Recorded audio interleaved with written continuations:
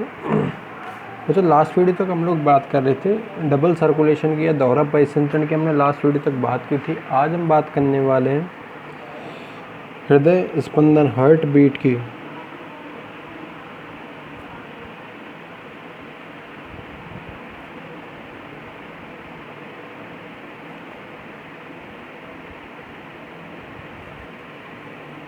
ठीक है ना। तो मनुष्य में हृदय का, कह सकते हैं हृदय का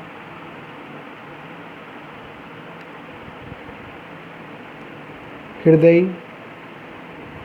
चक्र को पूरा करने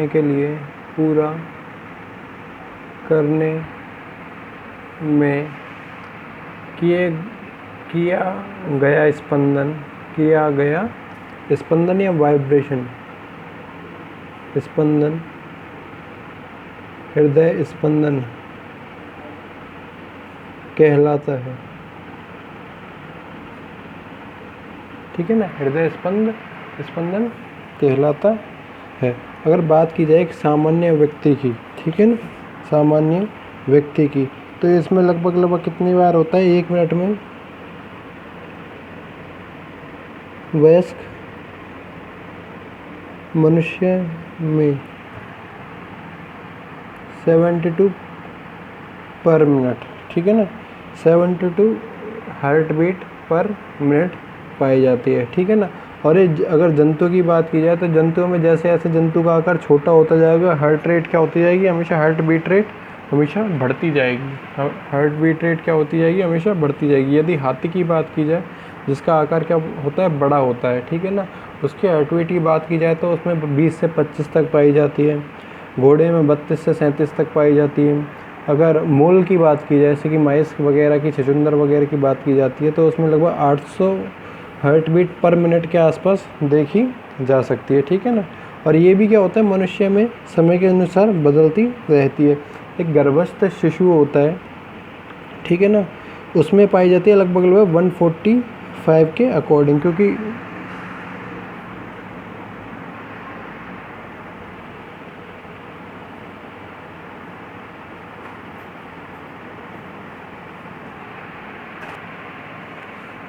ठीक है, गर्भस्थ शिशु होता है उसमें लगभग 145 के आसपास तक क्या होती है? हार्ट बीटिंग होती है। जो इन्फेंट्स होते हैं, ठीक है ना, नवजात शिशु होते हैं, उनमें 130 के आसपास तक पाई जाती है। तो इस प्रकार से हम कह सकते हैं जैसे जैसे जैसे मनुष्य का विकास होता है उसकी हार्ट बीट क्या होती जाती है? कम होती जाती है एक निश्चित आयु तक। ठीक है ना। तो इसको इस प्रकार से लिखा सकता है, गर्भस्थ शिशु में कितनी है? 145 पर मिनट। नवजात में होती है 130 पर मिनट के आसपास। ठीक है ना, 130 पर मिनट के आसपास।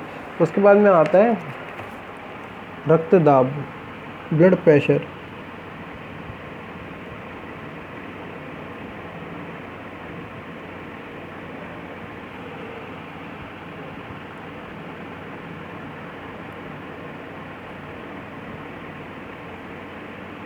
ब्लड प्रेशर, ठीक है। जो रक्तदाब क्या है कि रक्त जब वाहिनियों में आता है, हृदय के द्वारा पंप किया जाता है, वाहिनियों में आता है, तो इनकी वाहिनियों की दीवार पर क्या लगाता है? एक बल लगाता है। इस बल को ही हम लोग क्या बोलते हैं? रक्तदाब या ब्लड प्रेशर कहा जाता है। ठीक है ना। हृदय द्वारा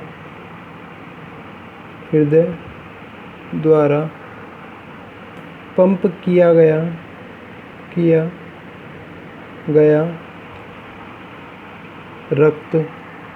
रक्त वाहिनियों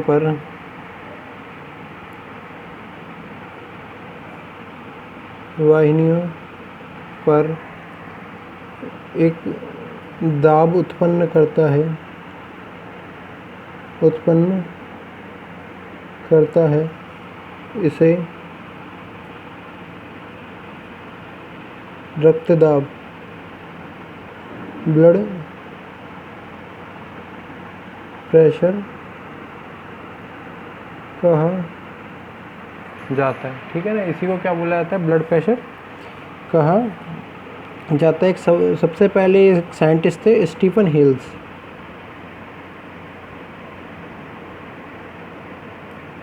स्टीफन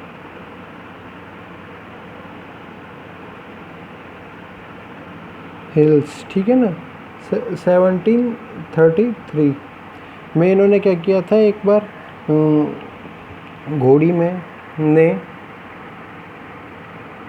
घोड़ी में रक्तदाब को मापा, ठीक है ना। रक्तदाब को किसने मापा था, सबसे पहले मापा गया था स्टीफन हिल्स के द्वारा। एक घोड़ी के अंदर, मेयर के अंदर क्या हुआ था, मापा गया था। उसके बाद में आया था वेवर के द्वारा, ठीक है ना। वेवर ने एक मरकरी मैनोमीटर का निर्माण किया था, और जो आज के समय में प्रचलित है, जिसे स्फिग्नो मैनोमीटर कहा जाता है, स्फिग्नो मैनोमीटर कहा जाता है, उसकी खोज की गई थी स्कीपियोन रिवरोक के द्वारा। वर्तमान समय में प्रचलित रक्त दाब यंत्र, ठीक है ना, स्फिग्मो मैनोमीटर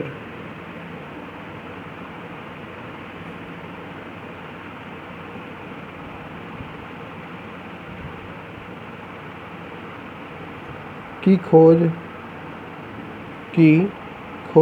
स्कीपियोन रिवरोक की द्वारा की गई, ठीक है ना। स्कीपियोन रिवरोक के द्वारा क्या की गई थी। इसमें क्या हुआ, इसमें क्या किया जाता है, रक्तदाब मापने के लिए एक पारे से भरी हुई नली को, ठीक है ना, एक पारे से भरी हुई नली को ऊंचाई तक क्या होता है, जो रोगी के आर्म में बांधा जाता है, या धमनी को पिचकाने के लिए उस पर प्रेशर दिया जाता है, ठीक है ना। जिसके विरुद्ध धमनी भी क्या लगाती है, उस पर ऊपर प्रेशर लगाते हैं, और इसी प्रेशर को हम लोग क्या बोलते हैं, ब्लड प्रेशर कहा जाता है, ठीक है ना। इसी को क्या बोला जाता है, ब्लड प्रेशर कहा जाता है। एक स्वस्थ मनुष्य में रक्तदाब, ब्लड प्रेशर का मान 120/80 mmHg होता है। इसमें 120 mmHg सिस्टोलिक प्रेशर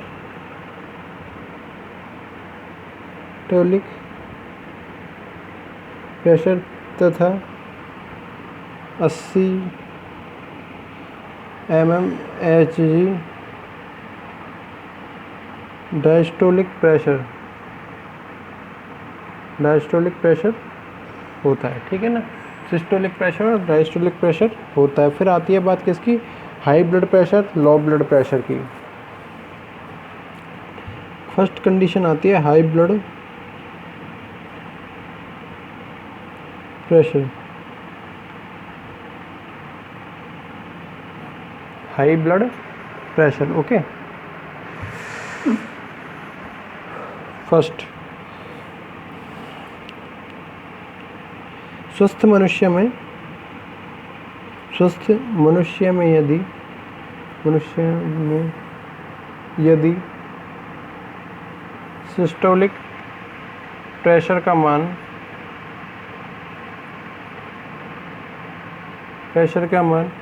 120 mmHg से अधिक हो जाए, मान लो हम लोग मानते हैं 150 mmHg हो जाता है, तो इस स्थिति को उच्च रक्तचाप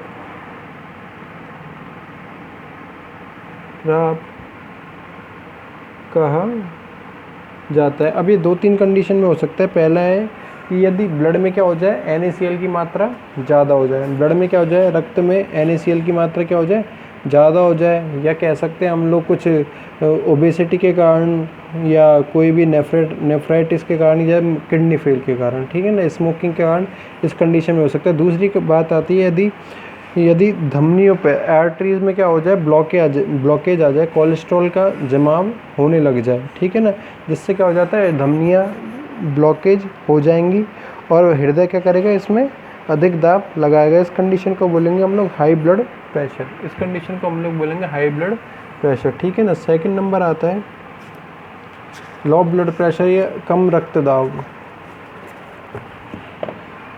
लो ब्लड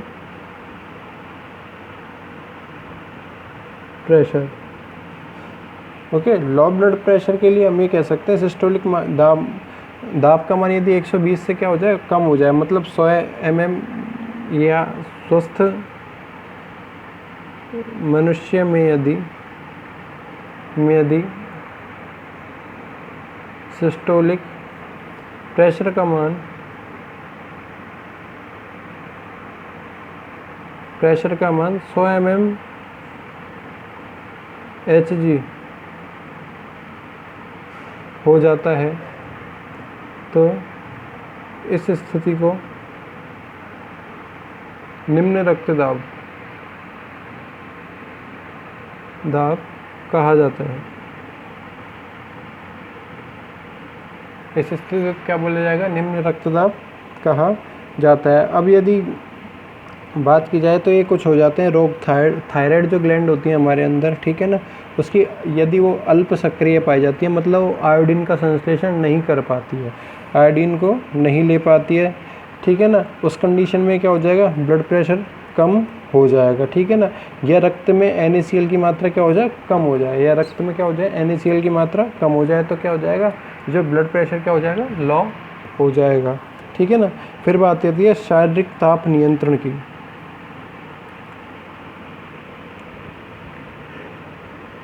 शारीरिक ताप नियंत्रण, ठीक है ना, और इसी कई जगह इसी को बोला जाता है समस्थैतिकी या homeostasis. Body temperature regulation, body temperature regulation, ठीक है ना। बॉडी टेम्परेचर रेगुलेशन ये कहता है कि जीव का शरीर का ताप क्या होना चाहिए, निश्चित पाया जाना चाहिए, निश्चित पाया जाना चाहिए, जो 0 डिग्री से 40 डिग्री के मध्य तक हो सकता है, ठीक है ना।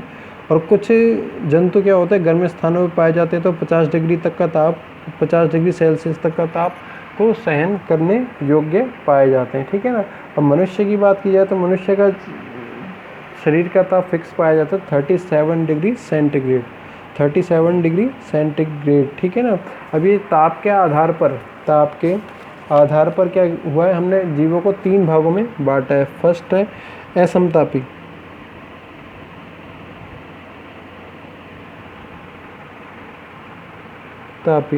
पाइकेलोथर्म्स,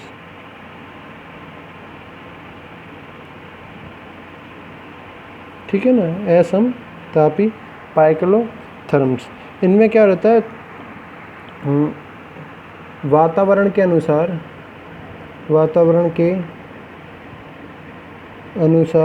शरीर का ताप परिवर्तित होता रहता है, ठीक है ना। ऐसा कोई भी जंतु जिसका क्या होता है, शरीर का ताप वातावरण के ताप के साथ बदलता रहता है। यदि शीत ऋतु आती है तो उनका शरीर का ताप क्या हो जाता है, कम हो जाता है। यदि ग्रीष्म ऋतु आती है, गर्मियाँ आती है, जैसे ही वातावरण का टेम्परेचर क्या होने लगता है, हाई होने लगता है, इनके शरीर का ताप भी क्या हो जाता है, ज़्यादा हो जाता है। जैसे कि हम लोग बात कर सकते हैं अकशेरुकी जंतुओं की, जितने भी इन्वर्टिब्रेट्स होते हैं वो सारे के सारे क्या होते हैं, पाइक्लोथर्मिक होते हैं, असमतापी होते हैं। साथ ही साथ लोअर वर्टिब्रेट जैसे कि हम लोग बात कर सकते हैं फिशीज की, मत्स्य वर्ग की, एम्फीबियंस की और रेप्टाइल्स की, ठीक है ना। इनका भी शरीर का ताप क्या होता है, समय के साथ बदलता रहता है। एग्जाम्पल में दे सकते हैं हम लोग इन्वर्टिब्रेट्स, एकशेरुकी व फिशीज, रेप्टाइल एंड एम्फीबियन, ठीक है ना। फिर सेकंड नंबर पे आता है समतापी, होमोथर्म्स। सेकंड नंबर पे आता है समतापी होमो, इनका शरीर का ताप क्या होगा, समान पाया जाएगा, किसी भी वातावरण की परिस्थिति के अनुसार इनका ताप नहीं बदलेगा। वातावरण के अनुसार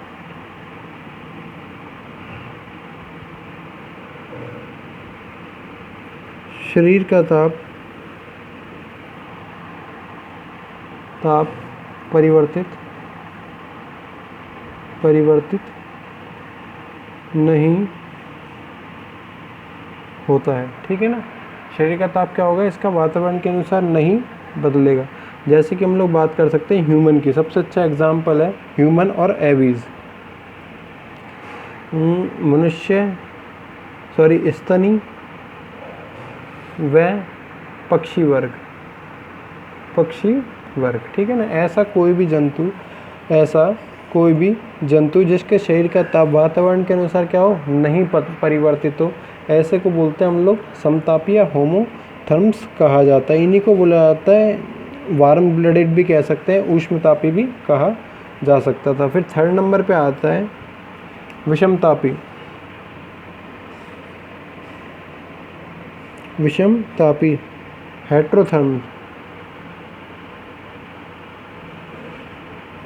हेट्रोथर्म, ठीक है ना। ऐसा कोई जंतु जिसमें क्या होती है, शरीर में ताप नियंत्रण की क्षमता क्या पाई जाए, सीमित पाई जाए, ठीक है ना, लिमिटेड पाई जाती है। कुछ हद तक ताप बदल सकते हैं, नियंत्रित कर सकते थे, नहीं तो ये निष्क्रिय अवस्था में, डोरमेंट कंडीशन में, रेस्टिंग स्टेज में पाए जाएंगे।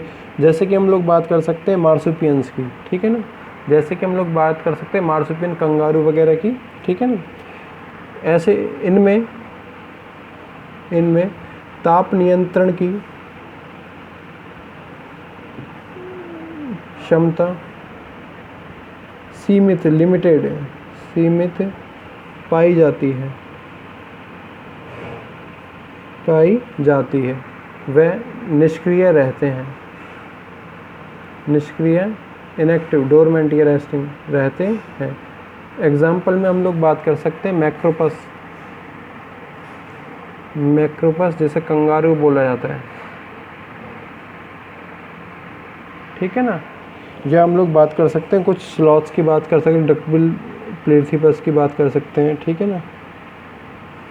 ओके, बाकी हम लोग अभी चैप्टर क्या हो जाता है आपका, कंप्लीट हो जाता है। लेकिन इसमें एक दो चीज़ आती हैं जो कि क्या थी, इम्पोर्टेंट, जैसे हर्ट वगैरह हमने पढ़ा है, ये क्या था इस चैप्टर के अकॉर्डिंग, हर्ट इम्पोर्टेंट था, साथ ही साथ ब्लड क्या था, इम्पोर्टेंट था। बाकी हम लोग करेंगे नेक्स्ट वीडियो में। Thank you.